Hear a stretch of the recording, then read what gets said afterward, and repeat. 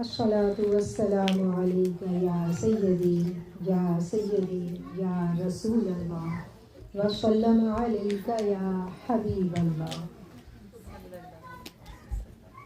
اب ہم آغاز کریں گے اپنے آج کی گفتگو کا، اور بات چیت کرنے سے پہلے میں آپ سے ریکویسٹ کروں گی کہ ہم اللہ کی بات کرنے لگے ہیں، اللہ کے رسول کی بات کرنے لگے ہیں، اللہ کی کتاب کی بات کرنے لگے ہیں، تو آپ لوگ پلیز اپنے دلوں کے کان کھول لیجیے۔ ایک تو باڈی کے کان ہے نا، ایک دل کا بھی کان ہوتا ہے۔ میں نہیں کہتی، قرآن کہتا ہے کہ ان کے دلوں میں بات کیوں نہیں سنتی، ان کے دل بہرے ہیں۔ تو وہ جو دلوں کے کان ہیں وہ ہمارے پاس ہوتے ہیں، تو ہم نے جب اللہ کی اور اس کے محبوب کی بات کرنی ہے تو دل کے کانوں کو کھول کر ہم نے کرنی ہے، اور دل کے کانوں کو کھول کر سننی ہے، ٹھیک ہے؟ اور توجہ فرما لیں، جس نے پانی پینا ہے وہ پانی لے لیں، تاکہ جب آپ اور میں ہم بات کر رہے ہوں تو پھر درمیان میں سلسلہ جو ہے وہ کسی طرح سے ڈسٹرب نہیں ہونا چاہیے، کیونکہ جب آپ لوگوں کی طلب ہوگی تو الفاظ مجھے عطا کر دیے جائیں۔ یہ طلب اور مطلوب کا سفر ہے۔ اگر طلب خالص ہے تو سودا جو ہے نا وہ بھی خالص ہے، تو اس لیے طلب کے ساتھ بیٹھیں۔ جیسا کہ میں نے پہلے ریکویسٹ کی تھی نا آپ لوگوں سے کہ آپ لوگوں نے ایسے بیٹھنا ہے کہ اپنے کشکول خالی اور سامنے۔ اب جس کا جتنا بڑا کشکول ہوگا وہ آج کی محفل سے اتنا فیض لوٹ لے گا، ٹھیک ہے؟ تو یہ کوشش کرنی ہے آپ لوگوں کو۔ کوئی ضرورت ہے تو آپ لوگ پلیز مجھے بتائیں، میں تھوڑا ویٹ کر لیتی ہوں، لیکن پروگرام کے درمیان میں آپ کے 35 سے 40 منٹ انشاءاللہ لوں گی، اس سے زیادہ ٹائم میں نہیں لوں گی۔ تو آپ لوگ مجھے بتا دیں، آپ لوگوں نے پانی پینا ہے، کچھ لینا ہے، واش روم جانا ہے، تاکہ محفل خراب نہیں کرنی، ٹھیک ہے؟ اجازت ہے آپ لوگوں کی طرف سے؟ محفل سج گئی، بی بی کی دیوانیاں بیٹھ گئی سامنے آ کے، یہ میری پیاری پیاری دیوانیاں جنہوں نے یہ سارا ارینج کیا، میرا رب قبول کر دے تو بس ہماری حاضری لگ جائے۔ جتنے لوگ یہاں آئیں سب کے نام پیش کر دیے جائیں تو سب کے بیڑے پار ہو جائیں گے۔ اچھا، ایک تصور یہ بھی ہے، ہم لوگ یہ سمجھتے ہیں کہ فیض کا مطلب یہ ہے، یا دین والوں کے ساتھ، اللہ والوں کے ساتھ جڑنے کا مطلب یہ ہے کہ ہماری زندگی سے غم ختم ہو جائیں گے۔ غم نہیں ختم ہوتے ہیں، غم بلکہ اور آ جاتے ہیں، ٹھیک کہہ رہے ہیں۔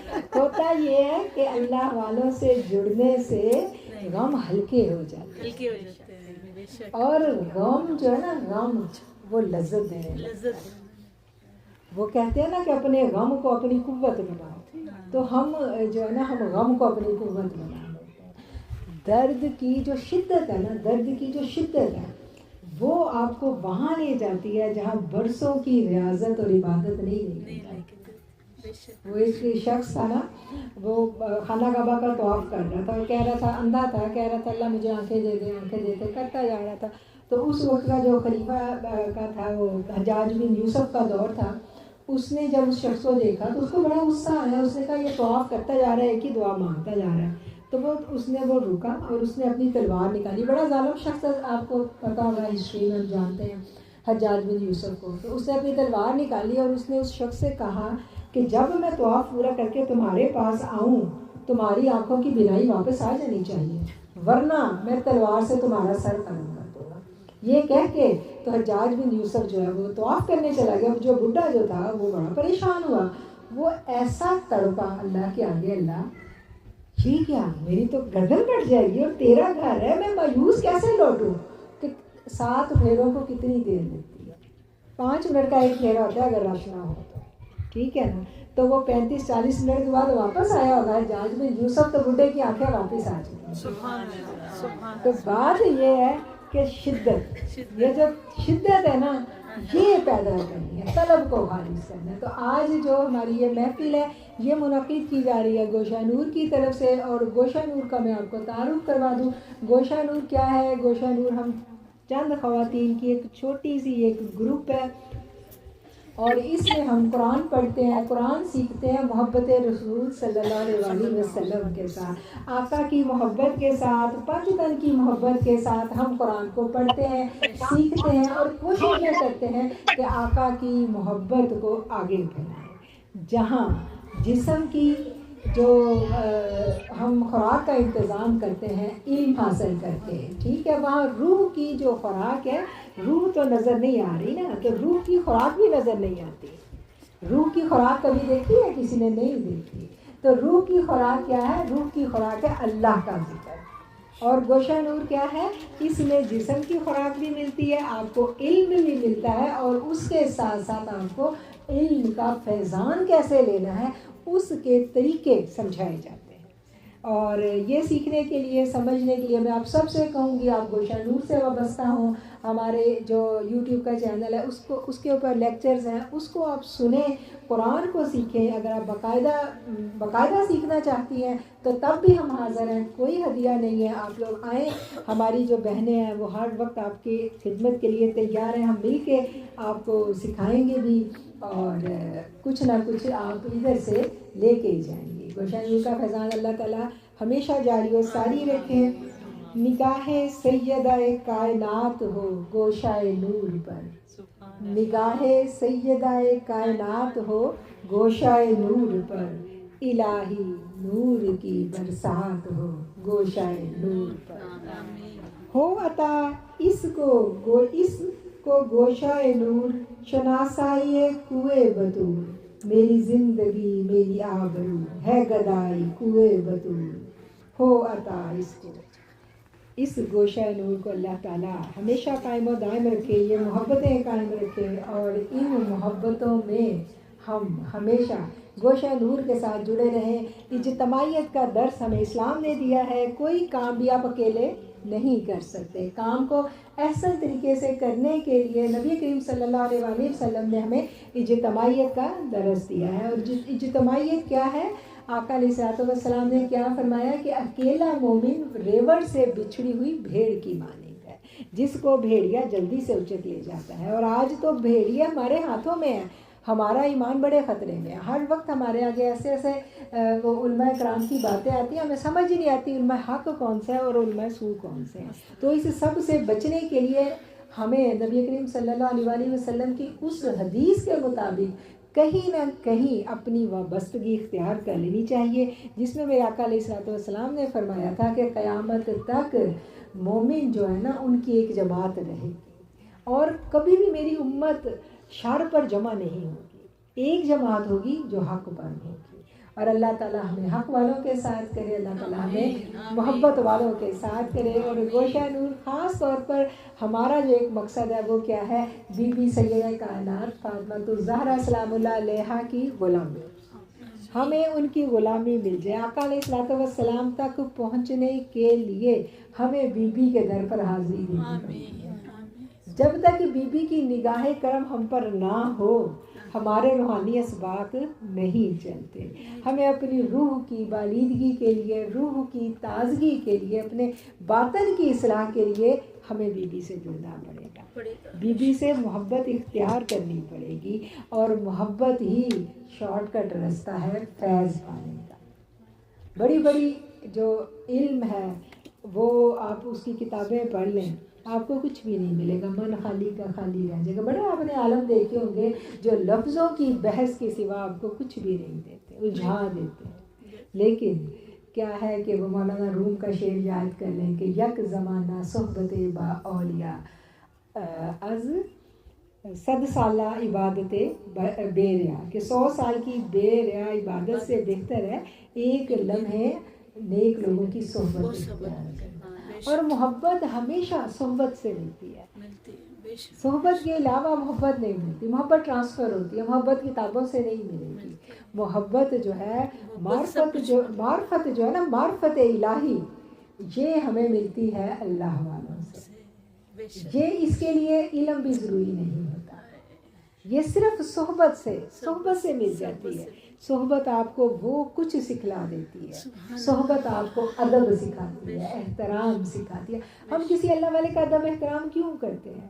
اس کی ذات کا ادب احترام نہیں کر رہے ہوتے، اس لیے کر رہے ہوتے ہیں کہ وہ وابستہ ہو گیا، اس نے اپنے نفس کو متی کر دیا. کس کا متی کر دیا؟ اللہ اور اس کے. کہتے ہیں نا کہ عشق مجازی کیا ہے، کہ عشق مجازی ایک شخص کے آگے جو ہے نا وہ سرنڈر ہو جانا، اور عشق مجازی کیا ہے؟ مخلوق کے آگے سرنڈر ہو جانا.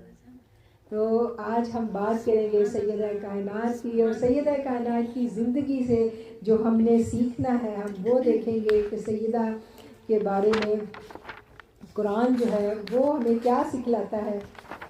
سب سے پہلے جو آج میری بہن نے سورہ کوثر پڑھی، ہم اس کو بھی سمجھنے کی کوشش کریں گے. تسبیح فاطمہ کا اور محبت بطول کا کیا تعلق ہے، آج ہم اس پر بھی انشاءاللہ سے بات کریں گے. اور آج کی یہ جو محفل ہم نے سجائی ہے، زہرا کی یاد میں ہم محفل سجا رہے ہیں، زہرا کی یاد میں ہم محفل سجا رہے ہیں، بنت نبی کا صدقہ قسمت جگا رہے ہیں، بنت نبی کا صدقہ قسمت جگا رہے ہیں. تو یہ خوبصورت محفل، یہ چمچم کرتی لائٹیں، کتنا شکر ہے اللہ کا، کتنا شکر ہے کہ یہ محفل جو آسمانوں تک فرشتے اس کو ڈھانپے ہوئے ہیں، کیونکہ یہ اللہ کے محبوب رسول کی پیاری بیٹی کی محبت میں سجائی ہے. اور الحمدللہ میں گواہی دیتی ہوں کہ سجانے والے ہاتھ بڑے پیارے ہیں، جنہوں نے محبت سے سجایا،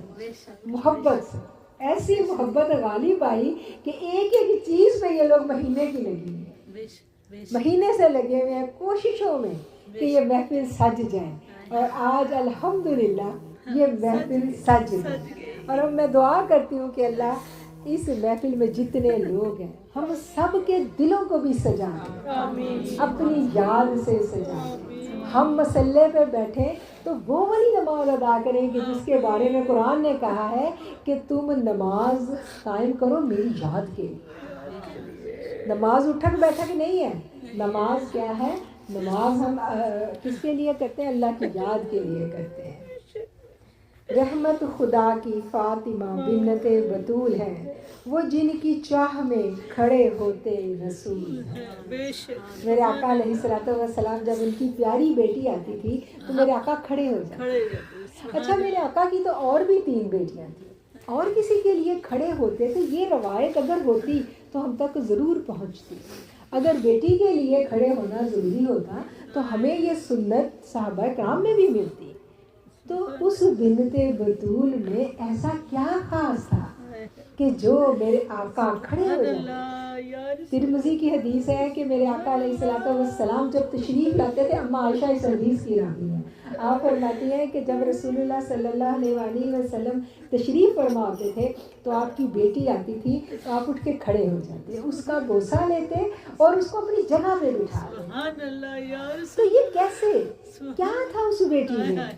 اس بیٹی میں قیامت تک کے لیے وہ نور تھا، وہ نور تھا جس کی تکمیل امام مہدی علیہ السلام کی آمد سے ہو.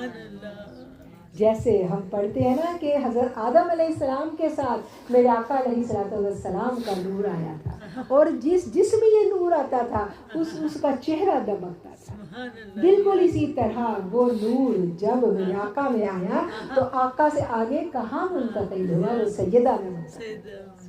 اور قیامت تک جتنے اولیاء کرام کے سلاسل ہیں سب کے سردار اہل سادات ہیں.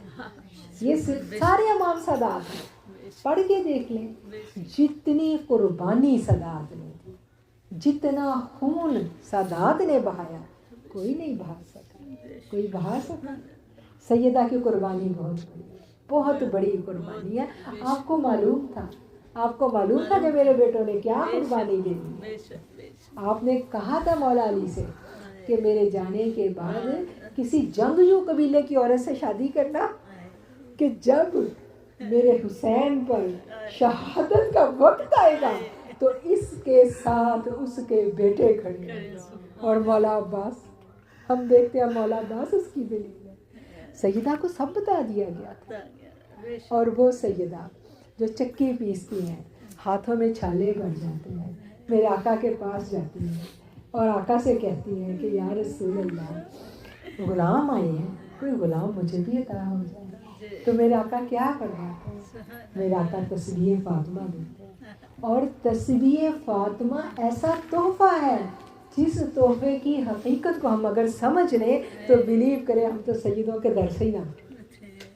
ایسا خوبصورت تحفہ ہے جو بی بی کے ذریعے ہمیں یہ قوت دیتی ہے۔ یہ مولا علی فرماتے ہیں کہ جب رسول اللہ صلی اللہ علیہ وسلم نے حضرت فاطمہ کو تسبیح فاطمہ عطا فرمائی تو اس کے بعد سے میں نے کبھی زندگی میں اس کو نہیں چھوڑا، کبھی نہیں چھوڑا۔ اور آپ فرماتے ہیں جنگ صفین کا موقع تھا، لڑتے لڑتے رات بہت ہو گئی اور تب بھی میں سویا نہیں جب تک میں نے تسبیح فاطمہ نہیں پڑھی۔ اور مولا علی کی قوت ہم سب جانتے ہیں کہ وہ خیبر کے قلعے کا دروازہ، اگر آپ لوگوں نے کبھی زیارت کا، آپ لوگوں کو کسی کو موقع ملا ہو، وہ اتنا بڑا دروازہ ہے کہ اس کو دیکھ کے ہم حیران رہ جاتے ہیں، عقل نہیں مانتی کہ کوئی مرد اس کو اٹھا سکتا ہے، اور مولا علی نے ایک انگلی سے اٹھایا تھا۔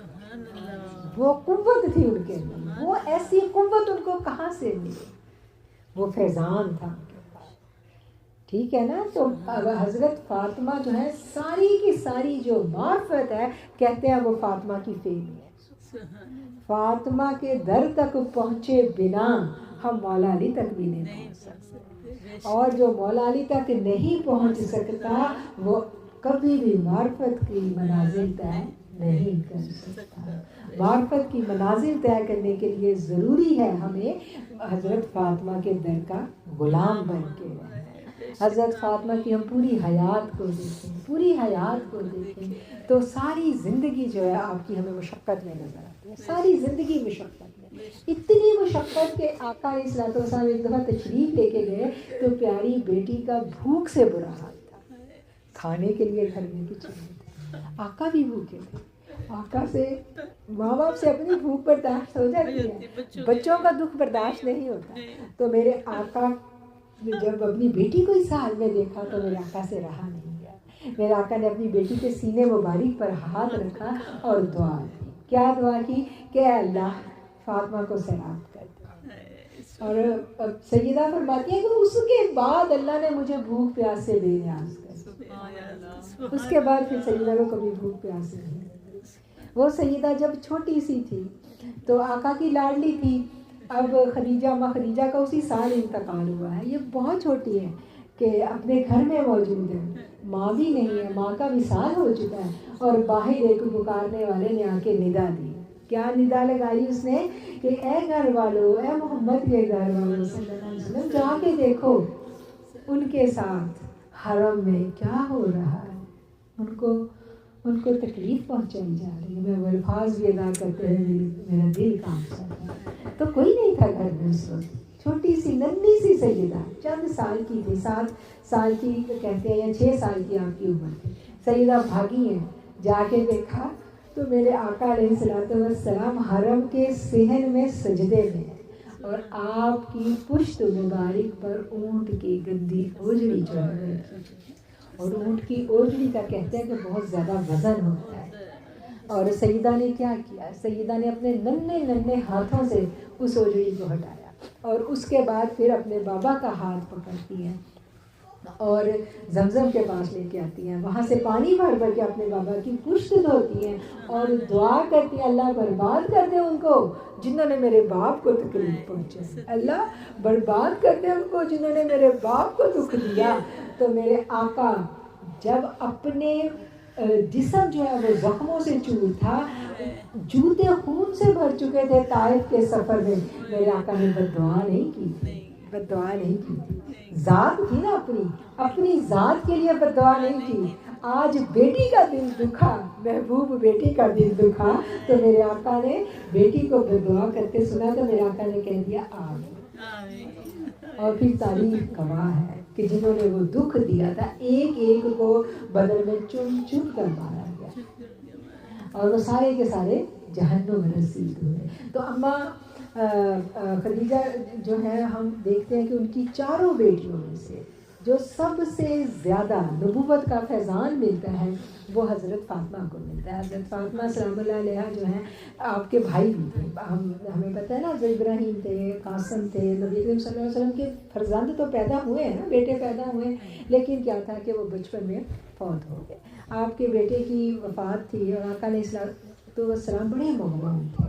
ایسے میں جو مشرکین مکہ تھے وہ بھی بڑے تانے دیا کرتے تھے آقا کو, اور کیا کہتے تھے کہ تمہاری تو بیٹیاں ہی بیٹیاں ہیں, تمہارے تو بیٹے جو ہیں وہ سارے فوت ہو گئے ہیں, اب تمہارا تو کوئی نام لیوا ہی نہیں رہے گا, تمہارا کوئی نام لیوا نہیں رہے گا. تو ایسے میں کیا ہوتا ہے کہ اللہ تعالیٰ کی طرف سے وحی آتی ہے. میرے آقا ان دنوں بڑے مغموم ہیں, اور وحی کیا آتی ہے, آقا علیہ السلام اپنے ساتھیوں کے ہمراہ تشریف فرما ہیں, اور صحابہ فرماتے ہیں کہ میرے آقا پر وحی کی کیفیت ہوئی. جب کیفیت گزری تو میرے آقا نے ہمیں سورہ کوثر پڑھ کر سنایا. اور کوثر کا کیا مطلب ہے؟ کوثر کا مطلب ہے, مفسرین کرام کہتے ہیں کہ کوثر کے بہت سارے معنی جو ہیں وہ لغت میں موجود ہیں, اور اس کا ایک مطلب ہے خیر کثیر. خیر کثیر کا مطلب کیا ہے؟ بہت زیادہ خیر. اچھا, اب خیر کثیر سے کہ جب تفسیر کو ہم دیکھیں تو قرآن کو ہم جب قرآن ہی سے سمجھیں, ایک تو اس کا مطلب آ گیا جنت کے ایک حوض کا نام کوثر ہے, اور جب خیر کثیر کو ہم سمجھنے کے لیے قرآن سے مدد لیتے ہیں تو اسی صورت کے اینڈ میں ہمیں پتہ چلتا ہے, اس صورت کے اینڈ میں آتا ہے نا کہ بے شک تمہارا دشمن بے اولاد رہے گا. جب دشمن بے اولاد رہے گا تو اٹ مینس کہ تمہاری اولاد کو جو اللہ تعالیٰ پھل پھول لگائے گا, تمہاری اولاد کو جو اللہ بڑھوتی دے گا, وہ یہی خیر کثیر میں سے دے گا. سمجھ آئیے, انا اعطینا کل کوثر, بے شک ہم نے آپ کو عطا کر دی خیر کثیر. وہ خیر کثیر سے کیا مراد ہے؟ سیدہ فاطمہ. اور وہ خیر کثیر کیا تھی؟ وہ قیامت تک آنے والے تمام سلاسل کے اولیاء کرام تھے, سارے کے سارے امام تھے, 12 امام. اور پھر اب حضرت امام مہدی کو دیکھیں, وہ بھی تو سیدہ کی نسل سے ہیں. تو یہ سارے کے سارے جو سادات گھرانہ ہے یہ ایک سیدہ کی نسل سے چلا, اور دنیا میں سادات ہیں, دنیا میں. اور میرے آقا علیہ السلام ہمیں کہہ کے کہ دیکھو میرے اہل بیت کے ساتھ اچھا سلوک کرنا, میرے اہل بیت کے ساتھ محبت کرنا. آج اہل بیت کے ساتھ ہم محبت کریں تو لوگ ہمیں شک کی نگاہ سے دیکھتے ہیں. میں کہیں بات کروں تو پیچھے سے چاہے وہ گوئیاں ہونے لگتی ہیں, یہ اہل تشیع سے ہیں. ایسا نہیں ہے, یہ لوگوں نے ہمیں کنفیوز کر دیا ہے, بانٹ دیا فرقوں میں. کوئی فرقہ نہیں ہے. محبت رسول سیکھنی ہے تو میں کہتی ہوں بریلویوں سے سیکھو. محبت پنجتن پاک سیکھنی ہے تو جا کے اہل تشیع سے سیکھو. محبت صحابہ سیکھنی ہے تو دیوبندیوں سے سیکھو. اور اللہ کی وحدانیت سیکھنی ہے تو وہابیوں سے سیکھو. تو یہ سب اپنے ہی لوگ ہیں, کسی سے ہمیں ڈرنے کی, خوفزدہ ہونے کی یا تفرقہ پھیلانے کی ضرورت نہیں ہے. جیسے اللہ تعالیٰ نے کیا کہا کہ تم قرآن کی آیت ہے, اللہ تعالیٰ کہتا ہے کہ تم ظاہری اور باطنی گناہ چھوڑ دو, تقوی اختیار کرو. اللہ تعالیٰ قرآن کریم میں فرماتے ہیں یا ایھا الذین آمنوا اتقوا اللہ وابتغوا الیہ الوسیلہ وجاہدوا فی سبیلہ لعلکم تفلحون. اے ایمان والو, تقوی اختیار کرو اور اس کے لیے وسیلہ تلاش کرو تاکہ تم کامیاب ہو جاؤ. اب ہم دیکھیں کہ اللہ کی راہ میں تقوی تو سمجھ میں آ رہی ہے, اور وسیلہ کیا ہے؟ وسیلہ کیا ہے؟ وسیلے کو اگر ہم کہیں قرآن وسیلہ ہے تو قرآن تو ہمارے ہاتھوں میں ہے, اس کو کہاں تلاش کرنے جانا ہے؟ تو وسیلہ کیا ہے؟ سوچنے کی بات ہے نا. اگر ہم اس انداز میں سوچیں کہ وسیلہ کیا ہے تو وسیلہ یہی پنجتن پاک ہے, اور یہی سادات کا گھرانہ ہے جو آج باطنی علوم کے سرخیر. نبی کریم صلی اللہ علیہ وآلہ وسلم کے بعد 4 خلفائے راشدین آئے. ظاہری خلافت جو تھی باطنی خلافت کے ساتھ رہی چاروں اماموں تک, چاروں خلفائے راشدین تک. جب چاروں خلفائے راشدین دنیا سے تشریف لے گئے تو اس کے بعد جو باطنی خلافت تھی وہ جدا ہو گئی. وہ کن کے پاس چلی گئی؟ وہ سادات کے پاس چلی گئی. اور جو ظاہری خلافت تھی وہ بادشاہت میں تبدیل ہو گئی.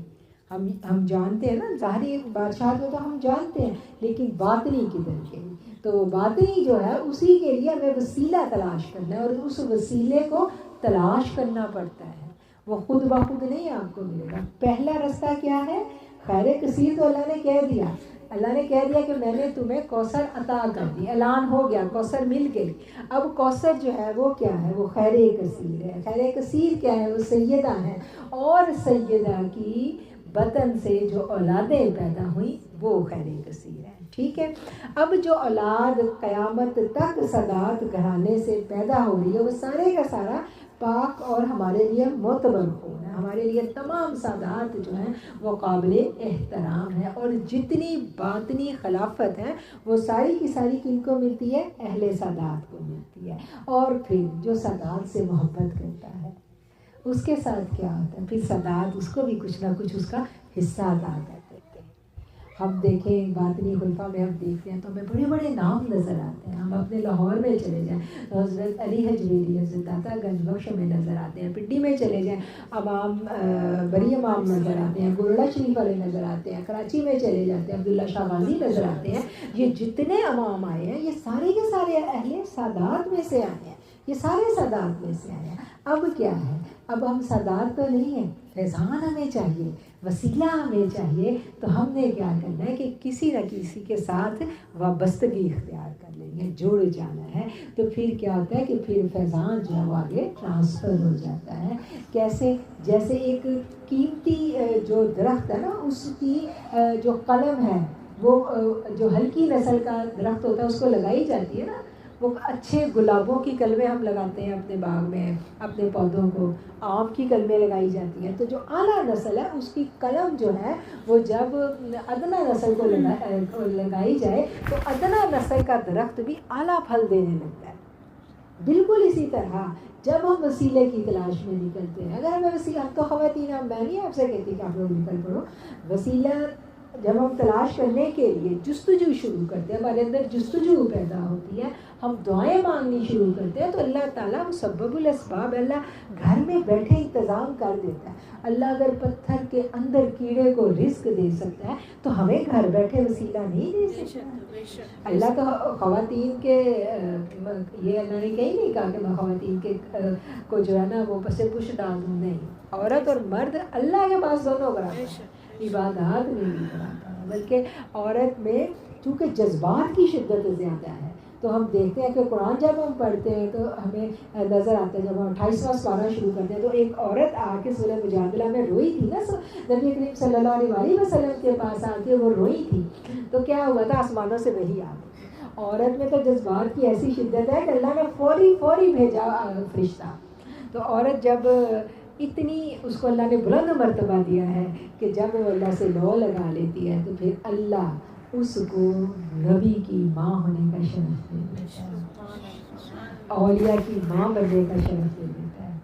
بہت بڑی بات ہے، یہ بہت بڑی بات ہے کہ اللہ تعالیٰ کسی کو یہ شرف عطا فرما دے۔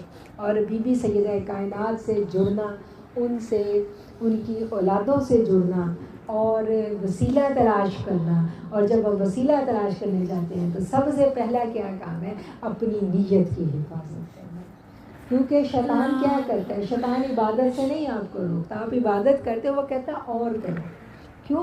عبادت کر کے وہ آپ کے اندر کیا کرتا ہے؟ ریا ڈال دیتا ہے، ریا ڈال دیتا ہے، دل میں سختی آ جاتی ہے اور تکبر آ جاتا ہے۔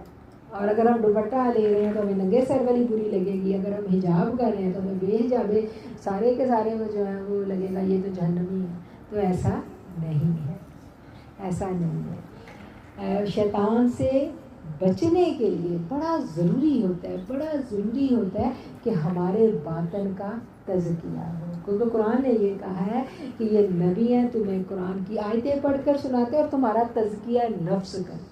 اب نبی جب اس دنیا سے، ظاہری دنیا سے تشریف لے گئے ہیں تو ہمارا تزکیے کا سلسلہ بند تو نہیں ہو جانا۔ اگر ہم آج نبی کے دور سے دور ہیں تو ایسا نہیں ہے کہ امت کو بے یار و مددگار چھوڑ دیا گیا ہے، آج بھی امت جو ہے نبی سے اسی طرح محبت کرتی اسی طرح محبت کرتی ہے. اور یہ محبتیں جو ہیں یہ محبت والوں سے ملتی ہیں. وہ سعودیہ میں ایک دفعہ کسی کے گھر پروگرام تھا.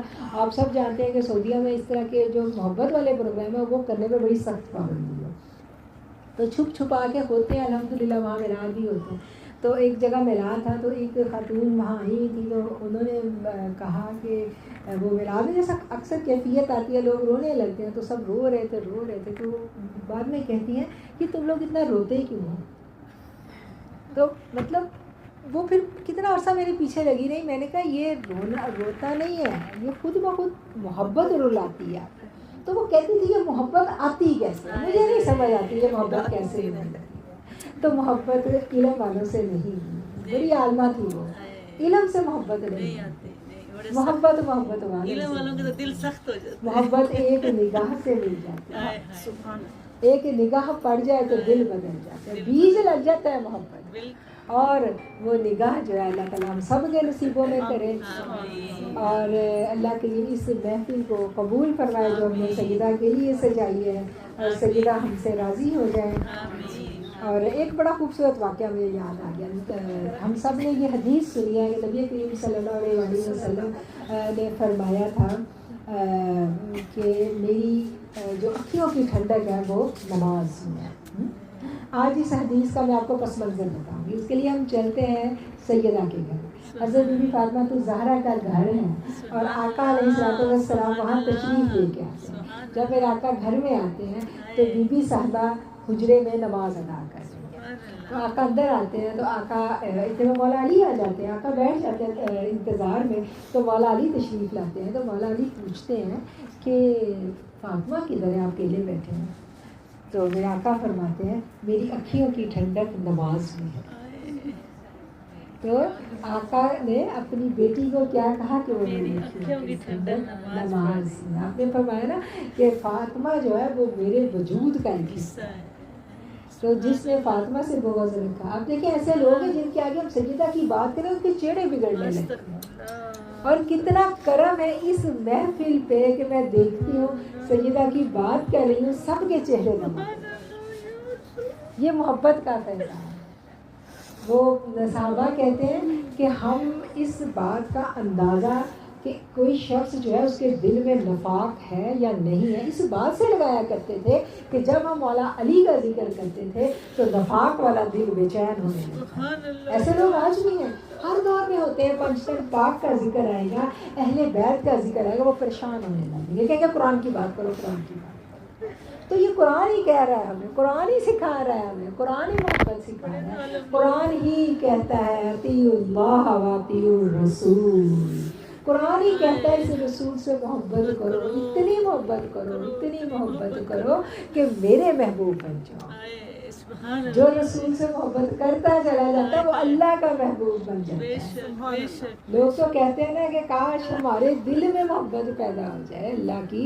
ہم تو مانتے ہیں نا محبت اللہ کی. اللہ کہتا ہے کہ تمہیں میں محبوب بنا لوں گا, اس در پہ جھک جاؤ. اور جھکنے کون نہیں دیتا, جھکنے نفس نہیں دیتا. سب سے بڑی رکاوٹ جو ہے نا جھکنے میں وہ نفس ہے. نفس کو اطاعت پسند نہیں ہے, نفس کو اطاعت پسند نہیں ہے. اور اسلام اطاعت کا مذہب ہے, اسلام دلیل کا مذہب نہیں ہے, دلیل کا مذہب نہیں ہے. یہ آج جو لوگ باتیں کہتے ہیں نا کہ فلاں علماء کی بات سنو, فلاں عالم دین کی بات سنو, ایسی مدلل گفتگو کرے گا. قرآن کیا کہتا ہے؟ قرآن کہتا ہے ذالک الکتاب لا ریب فیہ ھدی للمتقین. یہ وہ کتاب ہے جس میں کوئی شک نہیں ہے, اور یہ تقوی والوں کے لیے ہدایت ہے. پھر آگے کہتا ہے تقوی والے کون ہیں؟ تقوی والے وہ ہیں جو ایمان لائے بالغیب, غیب جو غیب پر. اب غیب کیا ہے بھائی؟ اب ایک چیز, میں رحیلہ کے گھر آئی ہوں, رحیلہ کے جو اس کمرے میں ہے قدسیہ مان جائے, میں کیسے مانوں؟ مجھے کیا پتا اندر کیا ہے, میں نہیں مانوں گی نا. دلیل کی بات ہے, میں کہوں گی رحیلہ پہلے مجھے دکھاؤ میں تب مانوں گی. تو لیکن رحیلہ کہتی ہے مانو, میری تو لڑائی ہو جائے گی اس سے, کیونکہ میں تو عقل سے چلتی ہوں. لیکن میرے رب نے کیا کہا؟ دلیل نہیں, دلیل نہیں. دلیل یہ نبی ہے تمہارے آگے, اس نبی کی پوری حیات ہے, اس نبی کی پوری زندگی تمہارے آگے, یہ دلیل ہے. بس اس کو دیکھ لیا ہے, ایمان لے آئے ہو, اب دلیل نہیں چلے گی. جب ایمان لے آئے تو لا کہہ دیا, لا, کوئی نہیں, پھر کسی کی بات نہیں. پھر نفس کیا کہے, نفس عقل کیا کہتی ہے؟ عقل کہے گی یہ اتنے لائٹوں پہ جو پیسے لگائے ہیں کسی غریب کی مدد کر دیتے ہیں. عقل تو یہ کہتی ہے نا, عقل تو یہ کہتی ہے.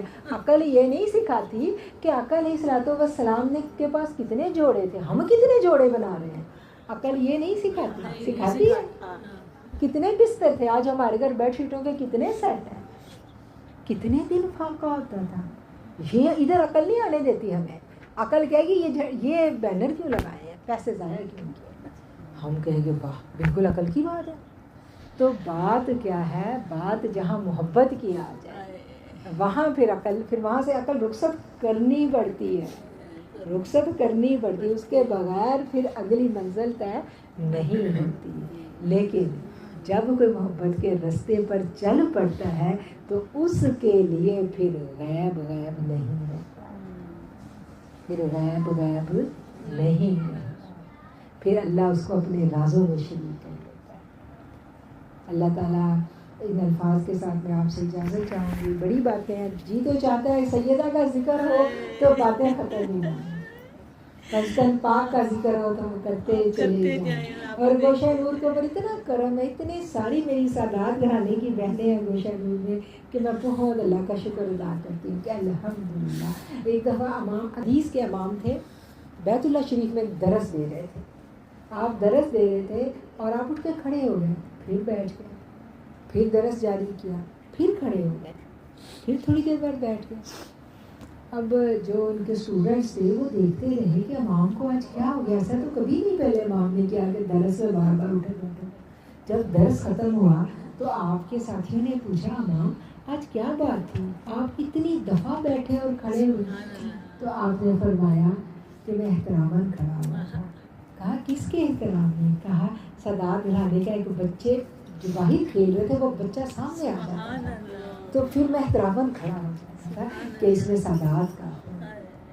اس لیے جہاں زندگی میں سادات ملے ان سے بے لوث محبت کرو, جہاں ملے, کیونکہ ان کا خون بڑا پاک ہے. ان کے ظاہر پہ نہ جاؤ, ظاہر پہ کبھی نہ جاؤ. بس ہماری نیت کا اجر ہمیں ملنا ہے, نیت کا اجر ملنا ہے. محبت اس کے لیے کوئی وہ نہیں ہوتی دلیل, محبت دلیل کے بغیر ہے. محبت آنکھیں بند کر کے کی جائے. اور اللہ تعالیٰ ہمیں محبت کرنے والوں میں شامل کر دے, اور سیدہ سے محبت کرنے والوں میں شامل کر دے. اور سیدہ وہ پیاری بیٹی جس نے زندگی کے جتنے برس گزارے ہم دیکھتے ہیں, سارے کے سارے برس جو ہے نا وہ اپنے دکھوں میں گزارے. آپ کو کیا دکھ تھا بیٹا, بیٹے تھے, بیٹیاں تھیں, شوہر جان چھڑکنے والا تھا, دکھ کیا تھا, کیوں روتی رہتی تھی آپ کو میرا اور آپ کا دکھ تھا.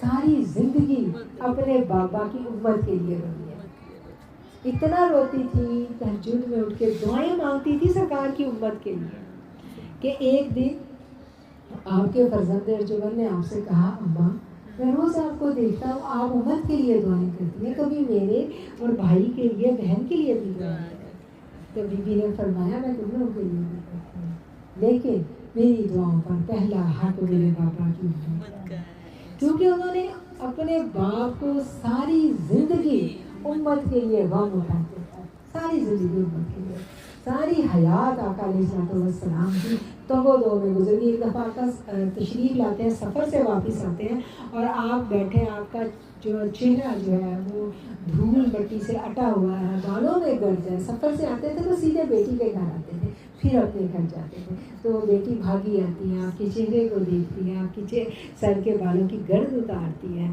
اور عرض کرتی ہیں کہ یا ابھی اے میرے باپ آپ کب تک ایسے بھاگ دوڑ کرتے ہیں, کیا کب تک. تو میرے آقا جو ہیں انہوں نے تو اپنی شفاعت کا جو حق ہے وہ بھی آخرت کے لیے رکھ لیا. ان کو جب اللہ تعالیٰ نے یہ اختیار دیا تھا کہ وہ دعا کریں تو ان کا بیٹا جو فوت شدہ ان کے باہوں پر تھا وہ دعا کرتے تو وہ زندہ ہو جاتا. تو میرے آقا نے دعا نہیں کی.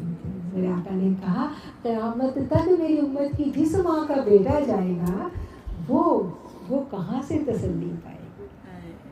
آج ہمیں جو بھی غم آتا ہے ہم اس غم کو بہت بڑا سمجھتے ہیں. ہم اس غم کو لے کے جب سرکار کے گھر پہ جائیں، پنجتن پاک کے گھر پہ جائیں، سیدہ کے گھر پہ جائیں، ہمیں وہ غم ہلکا ہو جائے گا. ابھی نہیں ہلکا ہوا نا تو کربلا میں چلے جائیں، کوئی غم رہے گا ہی نہیں. یہ دنیا دھوکہ ہے، یہ دنیا فریب ہے. قرآن نے کہا ہے کہ یہ دنیا کچھ بھی نہیں ہے، یہ فریب ہے بس. تو اس دنیا کو کیا کہا گیا ہے؟ یہ متاع للغرور، یہ دھوکے اور فریب کا گھر ہے. مومن کے لیے دنیا کیا ہے؟ مومن کے لیے دنیا قید خانہ ہے. اب ہم مومن ہیں کہ نہیں ہیں؟ اور کافر کے لیے دنیا جنت ہے. تو قید خانے میں دل کتنا بے قرار ہوتا ہے، جی چاہتا ہے نا واپس جانے کو. تو ہم نے اپنے ایمان کو پرکھنا ہے، تو ہم یہی پرکھ لیں کہ موت کا کتنا کو ہم ذکر کرتے ہیں، کتنی تیاری کرتے ہیں. آخرت کی نہیں تیاری کرتا.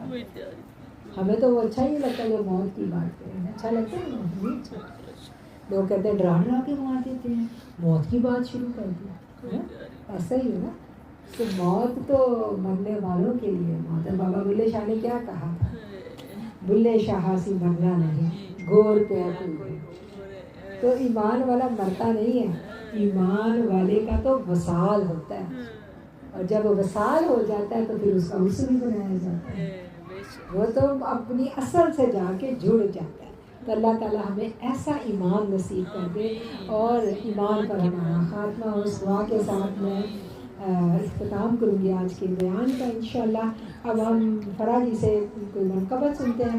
اور جو الفاظ میں نے ادا کیے اور جو الفاظ آپ نے سنے، میرا مالک ان الفاظوں کا حقیقی ثمر ہمیں عطا فرمائے. آمین.